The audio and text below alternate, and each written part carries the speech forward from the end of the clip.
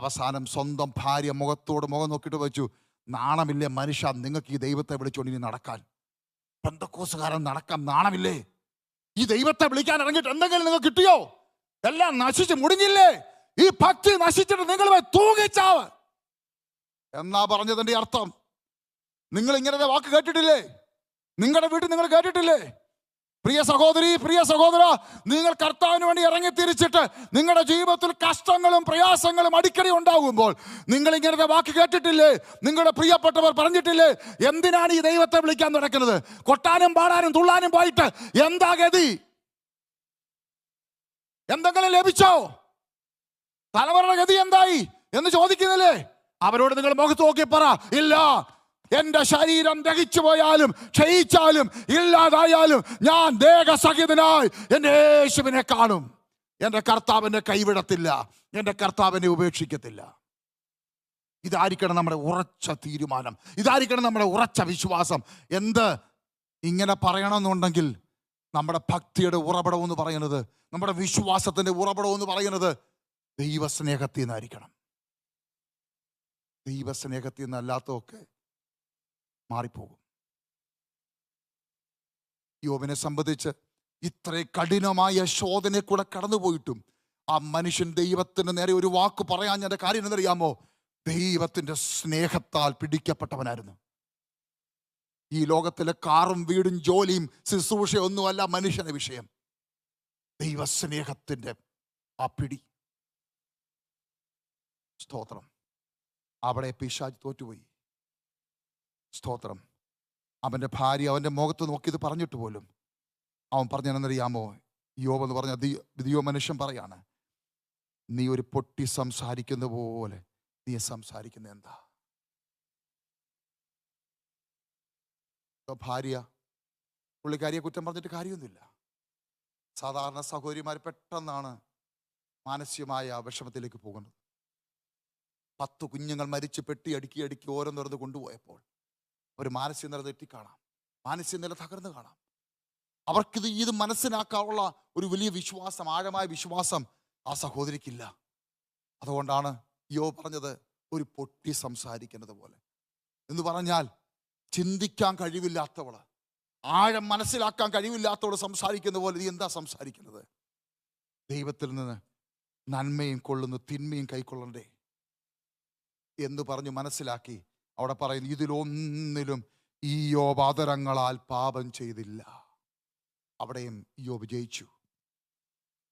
ദൈവമക്കളെ, ഇത്രയും ശക്തനായ ഒരു ദൈവദാസൻ തൻ്റെ ജീവിതത്തിൽ എത്രയോ ആഴമായ കഷ്ടതയിൽ കൂടെ കടന്നുപോയിട്ടും ദൈവത്തെ വിട്ടുമാറാതിരുന്നതിൻ്റെ ഏക കാര്യം അവൻ ദൈവസ്നേഹത്താൽ പിടിക്കപ്പെട്ടവനായിരുന്നു. ഹല്ലേലൂയ. പുതിയ നിയമത്തിൽ യേശു കർത്താവിൻ്റെ കൂടെ ശിഷ്യന്മാരിങ്ങനെ മുട്ടി ഒരമി നടക്കുകയാണ്. ഞങ്ങൾ മരിക്കാൻ റെഡിയാണ്, ഞങ്ങൾ അങ്ങയുടെ കൂടെ മരിക്കാൻ റെഡിയാണ്. അങ്ങനെ നടന്നു പോകുന്ന സമയം യോഹന്നാന്റെ സുവിശേഷം എടുക്കുന്നില്ല, ഉണ്ട്. പത്രോസിന്റെ മുഖത്തോട് നോക്കിയൊരു ചോദ്യം ചോദിക്കുന്നുണ്ട്, ഇവയിലധികമായി പത്രോസേ നീ എന്നെ സ്നേഹിക്കുന്നുവോ? ഇവയിലധികമായി പത്രോസേ നീ എന്നെ സ്നേഹിക്കുന്നുവോ? സ്തോത്രം.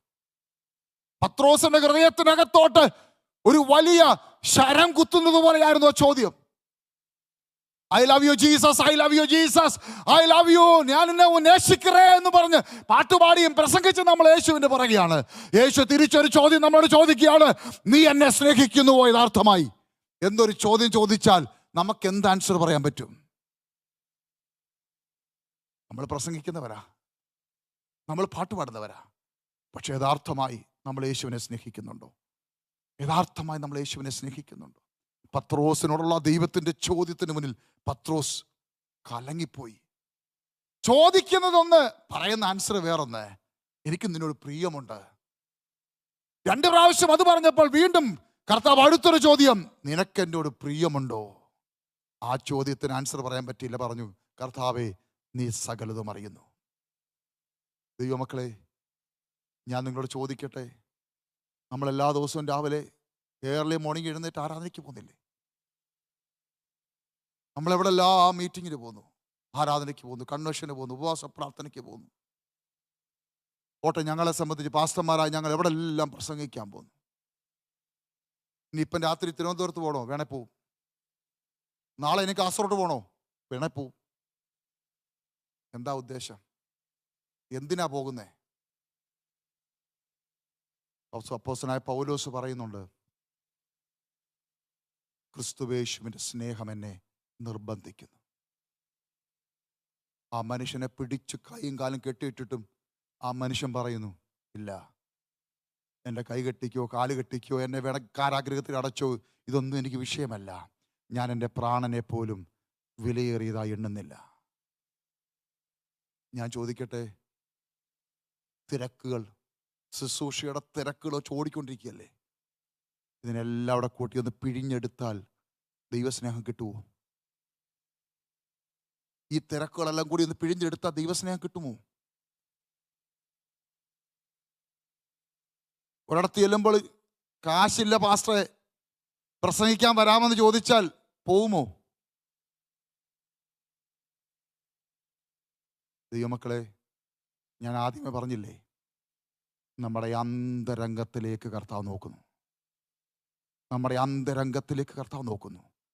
ഞാൻ എത്ര കിലോമീറ്റർ ഓടിപ്പോയി പ്രസംഗിച്ചാലും എൻ്റെ അന്തരംഗത്തിനകത്ത് ദൈവസ്നേഹത്തിൻ്റെ തുടിപ്പല്ലെങ്കിൽ ഞാൻ ചെയ്യുന്നതെല്ലാം ബിഗ് സീറോ.